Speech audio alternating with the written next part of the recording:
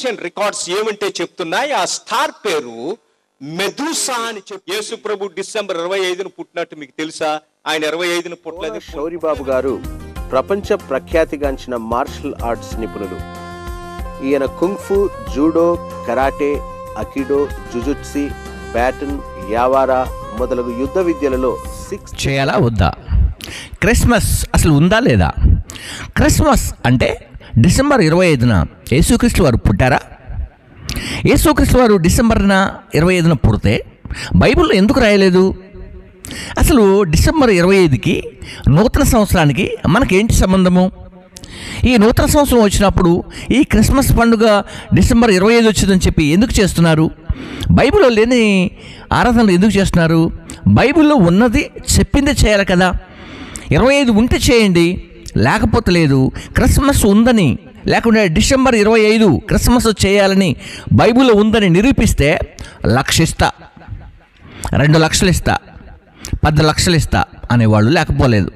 So ఈ సమయంలో మనము ఈ క్రిస్మస్ గురించినటువంటి సత్యాన్ని కొన్ని విషయాల్లో మనం నేర్చుకోవడానికి మనం ప్రయత్నం చేద్దాం. మీ అందరికీ కూడా స్వాగతం పలుకుతున్నాను. So welcome.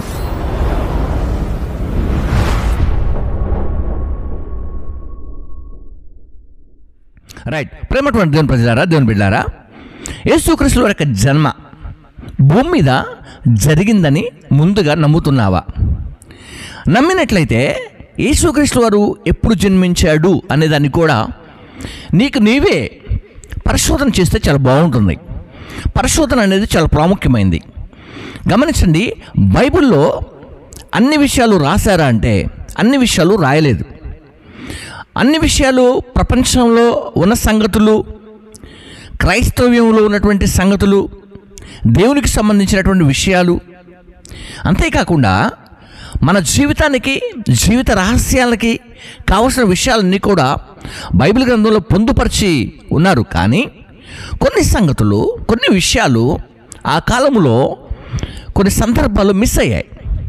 ఏమేమి మిస్ అయ్యాయి, ఎందుకు మిస్ అయ్యాయి, అవన్నీ కూడా ఈ వీడియోలో మనం నేర్చుకోబోతున్నాం. ముందుగా మన మధ్యలో డాక్టర్ కోన శౌరిబాబు గారు ఉన్నారు. వారు క్రిస్మస్ను గురించినటువంటి ఒక వివరణ ఇస్తున్నారు.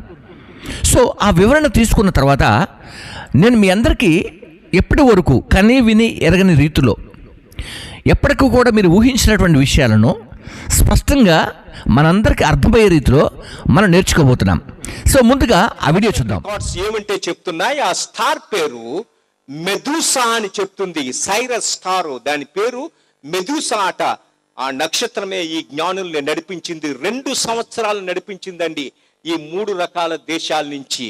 అలానే మనకి పరిశుద్ధ గ్రంథంలో మనము చూసినట్టయితే మత్తయి సువార్త ఈ 2వ అధ్యాయంలో 16 నుంచి 18 వచనాలు చూసినట్టయితే, ఎప్పుడైతే ఈ 3 జ్ఞానులకి దేవదూత కనబడి మరొక దారిని వెళ్ళిపోమని చెప్పిందో, అప్పుడు హేరోదు మహా ఉగ్రుడై 2 సంవత్సరాలకు తక్కువ ఉన్న పిల్లలందరినీ చంపించమని చెప్పి ఆర్డర్లు చేస్తాడండి. చరిత్ర ఏం చెప్తుందంటే, హేరోదట 180 మంది మగ పిల్లలని చంపినట్లు చరిత్ర చెప్తుందండి. అందులో 14 మంది పిల్లల సమాధులు ఈ రోజు బెత్లెహేములో యేసు ప్రభు ఎక్కడైతే జన్మించారో అదే గుహ పక్కలోన తెలియక మాట్లాడుతుంటారు. కొంతమంది క్రైస్తవులకి ఫ్యాషన్ అయిపోయింది, యేసు ప్రభు డిసెంబర్ 25న పుట్టినట్టు మీకు తెలుసా? ఆయన 25న పుట్టలేదంటే మనకి ఏదో డేట్ చెప్పాలి కదా, ఏ డేట్ని పుట్టారు అది తెలియదు వాళ్ళకి. దీని సమస్యని ఇప్పుడు కాదండి, 360లో డెన్నిస్ ది లిటిల్ అనే ఒక జర్మన్ సైంటిస్టు ఏమంటే చేశాడు, క్రిస్టియానిటీ ఎప్పుడైతే కాన్స్టంటైన్ కాలంలో అంటే 315లోన అఫీషియల్ రిలీజన్ అయిపోయిందో, అంటే అప్పుడు వరకు అండర్ గ్రౌండ్ లో ఉండేది. 19 మంది రోమన్ చక్రవర్తులు 250 సంవత్సరాలు క్రైస్తవులను నరికి పారేసేవారు. నీరో, డొమిషియన్, సిస్టమస్ Severus, Maximus, Decius, Valerius, Diocletian, Pius, వీళ్ళందరూ కూడా నరికి పారేశారు. అయితే కాన్స్టంటైన్ మొట్టమొదటి క్రిస్టియన్ చక్రవర్తి అయినప్పుడు క్రిస్టియానిటీ ఎప్పుడైతే అఫీషియల్ రిలీజన్ అయిందో అప్పటి వరకు ఈ రోజు మనకున్న క్యాలెండర్ గ్రెగోరియన్ క్యాలెండర్ అండి ఈ రోజు. అయితే యేసు ప్రభు జన్మించినప్పుడు ఉన్న క్యాలెండర్ ఏంటండి? ఈ డెనిస్ ది లిటిల్ అనే జర్మన్ సైంటిస్ట్ ఏమంటే చేశాడు, యేసు ప్రభు యెరూషలేము దేవాలయంలో 8వ రోజున సున్నతి చేసినప్పుడు ఆయన పేరు ఎంటర్ అయిన రికార్డ్స్ రోమన్ లైబ్రరీస్ నుంచి తీసి ఆయన క్యాలిక్యులేట్ చేసి ఈ డేట్ ని ఫిక్స్ చేసిందండి. యేసు ప్రభు జన్మదినము రోమన్ కాలమాన ప్రకారం ఏంటంటే 754 ఏయుసి. ప్రతి ఒక్కరు గుర్తించుకోండి, ఇది ఏయుసి అంటే అబు ఊర్బే కొందిత, అంటే రోము పట్టణ నిర్మాణ అనంతరము 754వ సంవత్సరము తీవితి నెల 10వ తారీఖున యేసు ప్రభు జన్మించినట్లు డెన్నిస్ ది లిటిల్ లోకానికి నిరూపించాడండి. హల్లెలూయా. ఆ రోజు నుంచి క్రైస్తవ లోకం అంటే మన గ్రిగోరియన్ క్యాలెండర్ లో డేట్ ఏంటంటే డిసెంబర్ 25. చూసారు కదా, రైట్. ఇప్పుడు ఆ వీడియోని కొన్ని నిమిషాలు మనము అలాగే చూసాం కాబట్టి అలా ఉంచుదాం, ఓకేనా? రైట్. నేను ఎందుకు ఆ వీడియో పెట్టానంటే కొంతమందికి అర్థం కావడానికి. సో ఈ రోజున మనము క్లుప్తంగా నేర్చుకోవడానికి మనము ప్రయత్నం చేద్దాం. గమనించండి, క్రిస్మస్ 25 డిసెంబర్ అనే విషయాన్ని కొద్దిసేపు మనం పక్కన పెడదాం, ఓకేనా? రైట్. ఇప్పుడు అసలు జన్మ, యేసుక్రీస్తు వారి యొక్క జన్మ జరుగుతున్నప్పుడు ఏం జరిగింది, ఎవరు ఎలా చేశారు, ఆ చేసిన విధానంలో ఏమున్నది అద్భుతం అనే విషయాన్ని మనము నేర్చుకోబోతున్నాం. ముందుగా మనకి తల్లి అయినటువంటి మరియా పరిశుద్ధాత్మ చేత గర్భవతి అయి కుమారుణ్ణి కనాలని ప్రవచనాలు మనకు చాలా ఉన్నాయి, ఓకే? ఆ ప్రవచనాన్ని నమ్మటానికి మనకు యేసుక్రీస్తు వారి యొక్క జన్మ ఈ భూమి మీద జరిగింది, ఓకేనా? రైట్. ఇప్పుడు ఆ జన్మ విషయాలను మనము కొంచెం అర్థం చేసుకోవడానికి ప్రయత్నం చేద్దాం, ఓకేనా? రైట్. ఇప్పుడు ఇక్కడికి ఈ జన్మ దగ్గరికి అంటే యేసుక్రీస్తు వారు పుట్టిన తర్వాత చూడటానికి మనకు తెలిసినటువంటి జ్ఞానులు వచ్చారు, ఏమండి? జ్ఞానులు వచ్చారు, 2 గొల్లలు కూడా వచ్చారు, ఓకేనా? ఆయన చూడటానికి వచ్చారు. ఇప్పుడు ఈ విషయాన్ని చూడటానికి వచ్చినప్పుడు హేరోదు అంటాడు, నేను కూడా వెళ్ళి చూడాలి. సో ఎక్కడున్నాడో, ఎక్కడ ఆ శిశువు ఉందో నాకు తెలియజేయండి అని అంట. ఇప్పుడు గమనిద్దాం ఏం జరుగుతూ ఉంది ఆ సందర్భం అనేది. ఇప్పుడు లేఖనాల్లో ఎలా రాయబడింది, దాని యొక్క అర్థం కూడా ఎలా ఉందో కూడా నేను మీ అందరికీ వివరించాలని ఇష్టపడుతున్నాను. సో మన బైబిల్ చదవటానికి ప్రయత్నం చేద్దాం. మత్తయి సువార్త 2వ అధ్యాయం, ఏమండి? మత్తయి సువార్త 2వ అధ్యాయము 1 నుండి చదువుకోవడానికి ప్రయత్నం చేద్దాం. రాజు అయినటువంటి హేరోదు దినములు యందు యూదయ దేశపు బెత్లెహేములో యేసు పుట్టిన పిమ్మట ఇదిగో తూర్పు దేశపు జ్ఞానుడు యెరూషలేమునకు వచ్చి, యూదుల రాజుగా పుట్టినవాడు ఎక్కడ ఉన్నాడు, తూర్పు దిక్కున మేము ఆయన నక్షత్రమును చూసి వచ్చాము అని చెప్పారు. ఫస్ట్ సిగ్నల్ ఏంటంటే నక్షత్రం. వాళ్ళు దేన్ని చూసి వచ్చారు? యేసుక్రీస్తు వారు జన్మించాడు, జన్మించటానికి ఒక రుజువు ఏంటి అంటే నక్షత్రము. సో అసలు ఆ నక్షత్రముడి గురించినటువంటి విషయము ఒక మాట నన్ను చెప్పనివ్వండి. ఆ మాట ఏంటి అంటే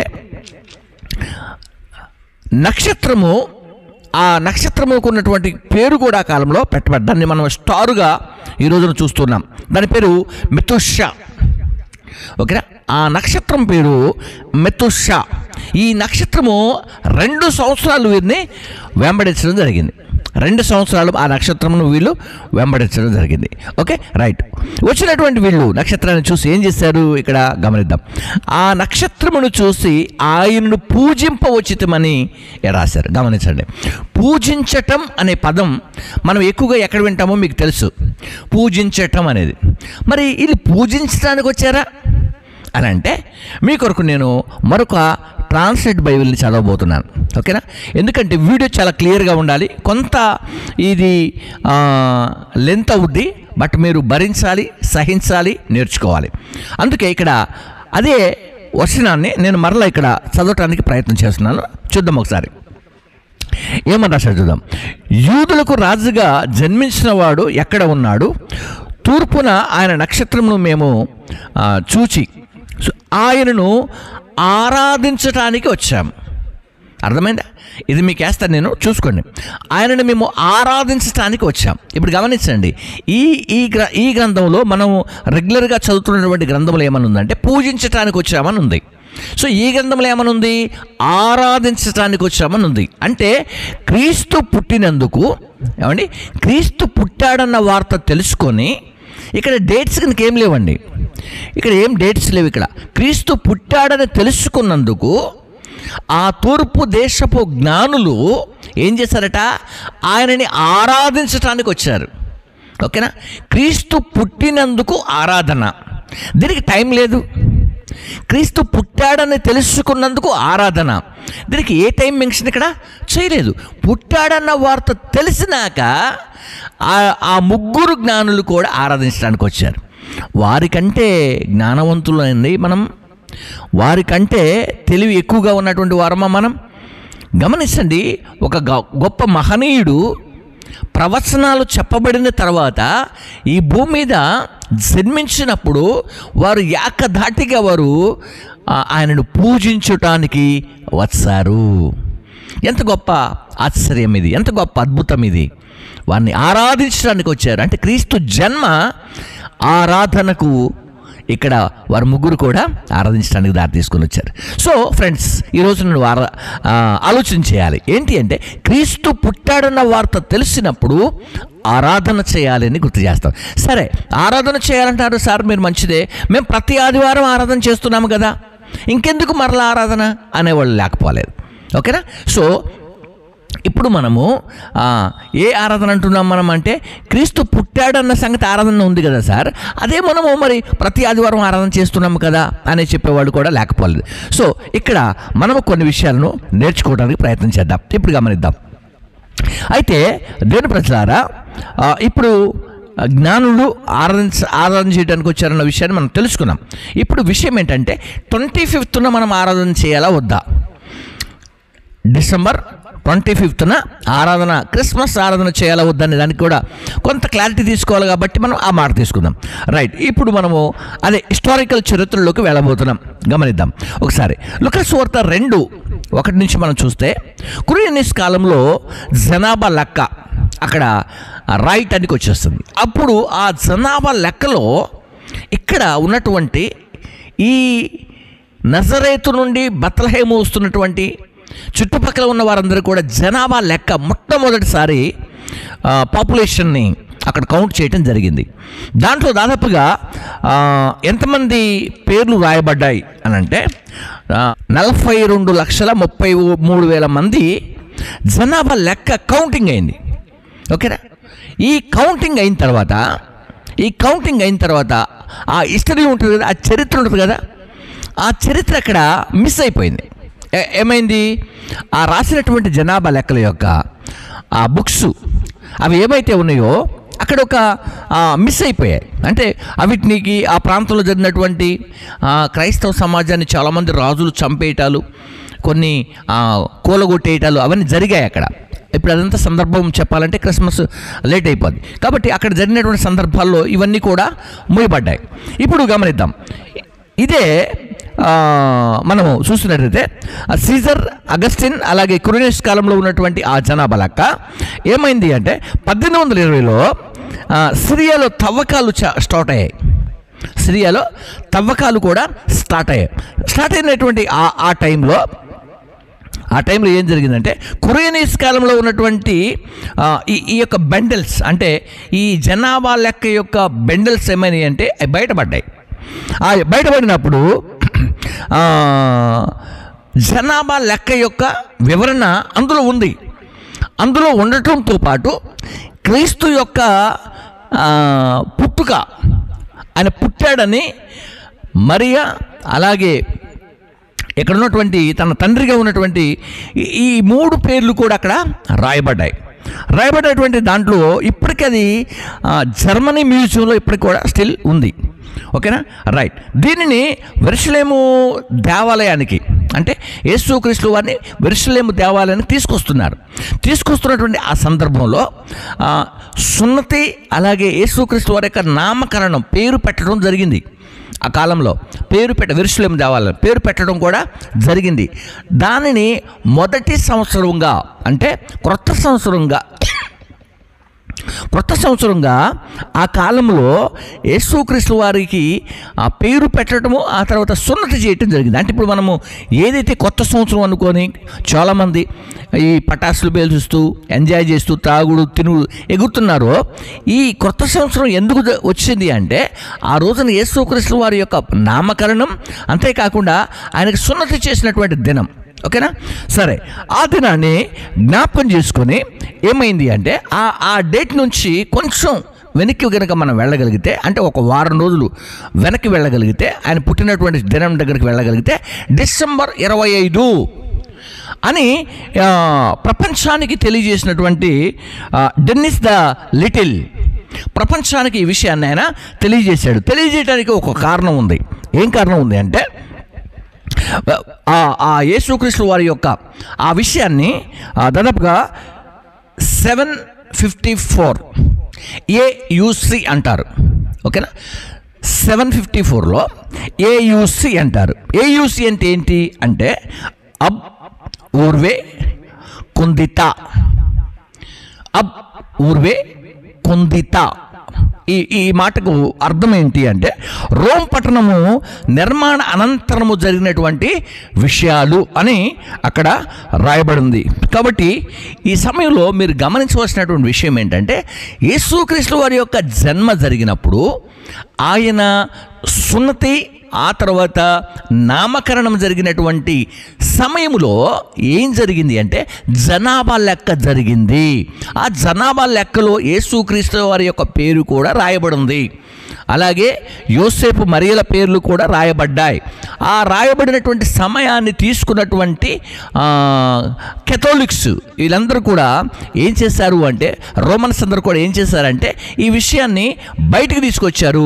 ఆ కాలంలో ఉన్నటువంటి వారు సీజర్, అగస్టిన్, ఆ తర్వాత క్విరినియస్ కాలంలో జరిగినటువంటి సంగతులన్నీ కూడా బయటకు వచ్చాయి. అంటే ఒకవేళ ఇప్పుడు నేను క్రిస్మస్ 25th అని నేను నమ్మను బ్రదర్ అంటే మీరేం చేయాలంటే ఇమీడియట్లీగా చక్కగా స్పీడ్గా కూడా జర్మన్ మ్యూజియంకి వెళ్తే అక్కడ ఈ హిస్టారికల్ చరిత్ర మీకు కనిపిస్తూ ఉంది. కాబట్టి ప్రేమటువంటి స్నేహితులారా, ఇప్పుడు ముందుగా మనము క్రిస్మస్ కొరకు ఏం చేయాలి, క్రిస్మస్ గురించి మనం మాట్లాడుకుంటున్నాం. కాబట్టి ఈ రెండు సందర్భ విషయాలను కూడా మీరు జ్ఞాపకం చేసుకుంటారని కూడా నేను గుర్తు చేస్తున్నాను. ఈ సందర్భంలో ఇక మన ముందున్నటువంటి ప్రశ్న అయితే క్రిస్మస్ ఎందుకు చేయాలి అని అంటే క్రీస్తు పుట్టాడని ఆరాధన. ఓకే, లేదు క్రీస్తు జన్మ జరిగిందని ఆరాధన. పుట్టాడు జన్మ ఒకటే కదా అని అనుకోవచ్చు, కానీ అంటే తెలిసిన తర్వాత యేసుక్రీస్తు వారు జన్మించాడు, యేసుక్రీస్తు వారు పుట్టారు, లేకపోతే యేసుక్రీస్తులో వారు వచ్చాడు, కాలము పరిపూర్ణమైనప్పుడు దేవుడు తన కుమారుణ్ణి పంపాడు, గలతీ 4:4 ప్రకారంగా. ఇలాగన ఈ విషయాలన్నీ కూడా చాలా ఉన్నాయి. కాబట్టి నెక్స్ట్ వీడియోలో మీ అందరి కోసం కొన్ని అద్భుతాలు, కొన్ని ప్రపంచంలో ఇప్పటివరకు తెలియనటువంటి విషయాలు కూడా నేను మీకు తెలియజేయాలని కూడా కోరుకుంటున్నాను. అందులో గుగ్గిలమును వాడినటువంటి సందర్భాలు, గుగ్గిలం అసలు దేనికి వాడతారు, గుగ్గిలం వాడటం వల్ల ఏం జరుగుద్ది అనే విషయాలు నేను నెక్స్ట్ వీడియోలో మీకు తెలియజేస్తాను. వాళ్ళు బంగారము, సాంబ్రాణి, బోలం కూడా తీసుకొచ్చారు. వాటి గురించి నెక్స్ట్ వీడియోలో మనం మాట్లాడుకోబోతున్నాం. ఫ్రెండ్స్, క్రిస్మస్ అనేది 100% డిసెంబర్ 25న దాన్ని ప్రకటించడం జరిగింది. దాని కొరకు చాలామంది ప్రయాసపడ్డారు. ఇది క్రీస్తు 305లో ప్రారంభించబడింది. కాబట్టి ఎప్పటి వరకు కూడా దీని మీద చాలామందికి అంటే అపోహలు ఉన్నాయి, చాలామందికి అవగాహన ఉంది, కొంతమందికి ఇది కాదు అని చెప్పేవాళ్ళు కూడా లేకపోలేదు. సో వీళ్ళందరూ కూడా నేనేమని చెబుతున్నానంటే క్రిస్మస్ గురించి ఆలోచించే ఇంకా తెలుసుకోవాలని కూడా నేను కోరుకుంటూ ఈయన మాటలు ముగిస్తున్నాను. May God bless you. అందరికీ కూడా శుభాలు. ఆమేన్.